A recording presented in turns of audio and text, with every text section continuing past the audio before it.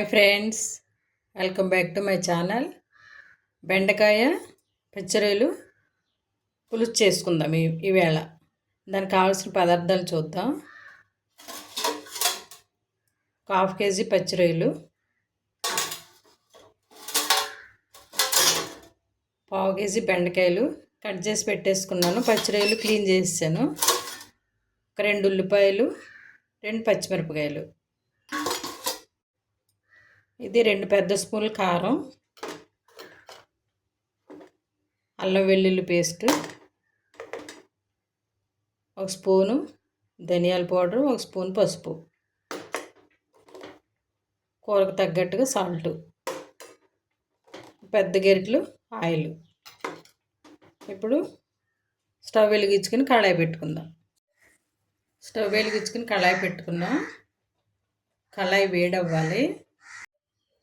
కళాయి వేడయింది. ఆయిల్ పోసుకుందాం.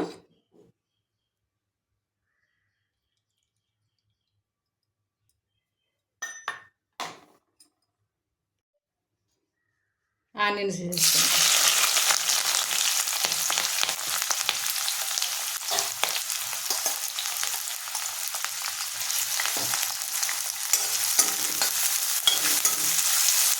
ఇది బాగా వేపించుకోవాలి. ఉల్లిపాయలు మగ్గినీళ్ళు చూద్దాం.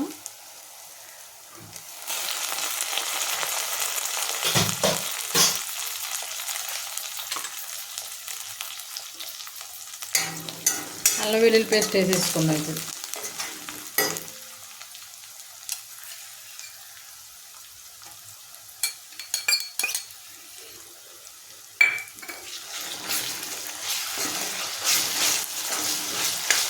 పేస్ట్ ఒక 5 నిమిషాలు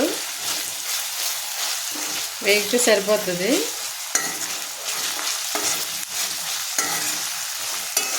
పచ్చివాసన పోవాలండి. వేగటం అంటే బాగా కొంచెం పచ్చివాసన పోయిన తర్వాత ఇప్పుడు మిగతా వేసేసుకోవాలి.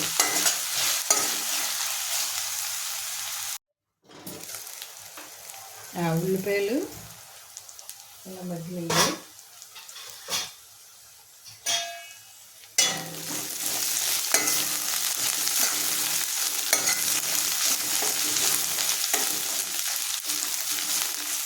ఇప్పుడు పచ్చిరొయ్యలు వేసేసుకోవాలి. పచ్చిరొయ్యలు కూడా అల్లం వెల్లుల్లి పేస్ట్లో ఉడకాలి. ఉడికితేనే బాగుంటుంది రొయ్యల పులుసు.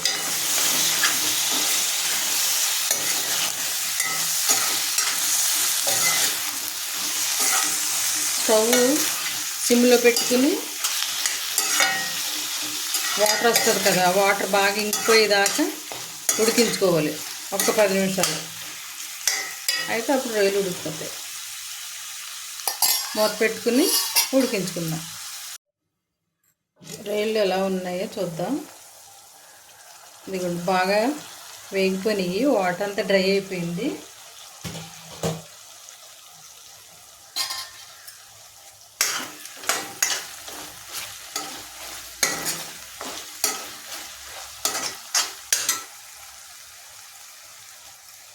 కారం,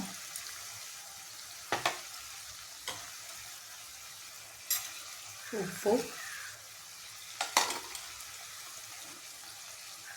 ధనియాల పౌడరు, పసుపు.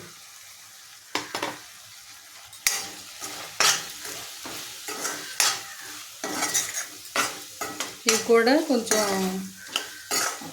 రొయ్యలకి కారం అవన్నీ పెడితే బాగుంటుంది.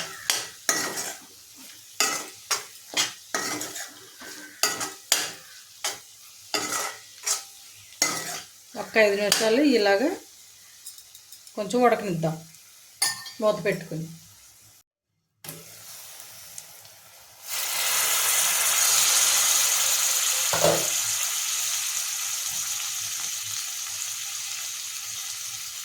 ఇప్పుడు ఇందులో గ్లాసు నీళ్ళు పోసుకోవాలి.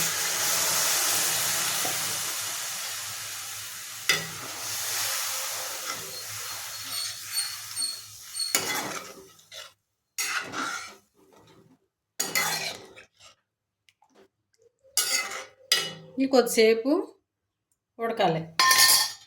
ఒక 10 నిమిషాలు లేదా పావుగంట ఉడికించుకున్న తర్వాత బెండకాయలు వేసుకుందాం. పులుసు పోసుకొని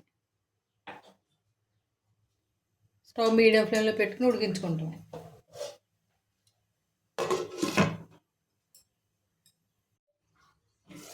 ఇప్పుడు మూత తీసి చింతపండు పులుసు పోసుకోవాలి.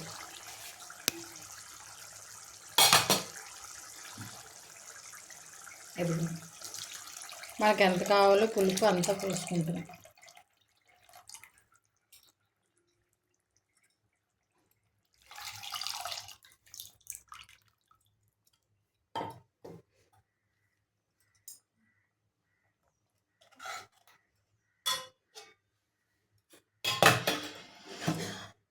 ఇప్పుడు బెండకాయలు వేసేసుకోవాలి. బెండకాయలు నూనెలో వేగితే జిగురు వచ్చేస్తాయి.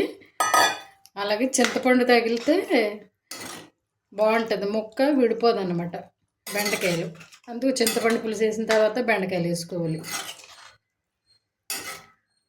ఇలాగా ఒక 10 నిమిషాలు ఉడికించుకుంటే సరిపోతుంది. మధ్యలో ఒక స్పూన్ గరం మసాలా వేసుకోవాలి.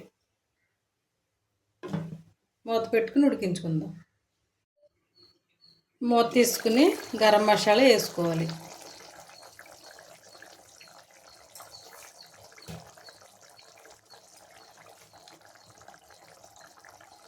ఇది ఒక స్పూను గరం మసాలా. మన సబ్స్క్రైబర్స్ అడిగారు కదా, అది చేశాను కదండి, అది వేసుకుంటే ఫ్లేవర్ చాలా బాగుంటుంది.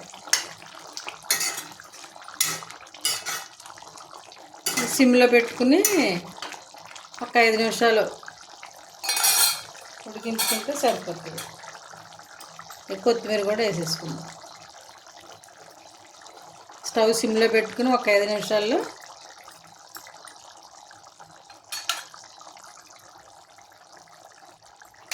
స్టవ్ సిమ్లో పెట్టుకుందాం. ఒక 5 నిమిషాలు ఉడికించి స్టవ్ ఆఫ్ చేసుకుందాం.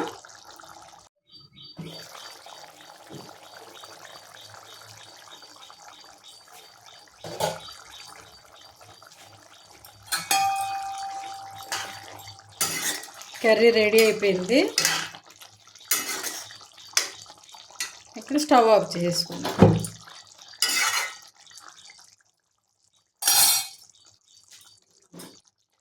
ఓకేనండి, పచ్చడిలు బెండకాయ పులుసు నేను ఇలాగే పెడతాను. మీరు ఇంకేమైనా వెరైటీగా పెడితే కనుక నాకు కామెంట్లో చెప్పండి. ఓకేనండి, ఈ వీడియో కనుక మీకు నచ్చితే లైక్ చేయండి, షేర్ చేయండి, సబ్స్క్రైబ్ చేయండి. ఓకేనండి, thank you for watching. Bye.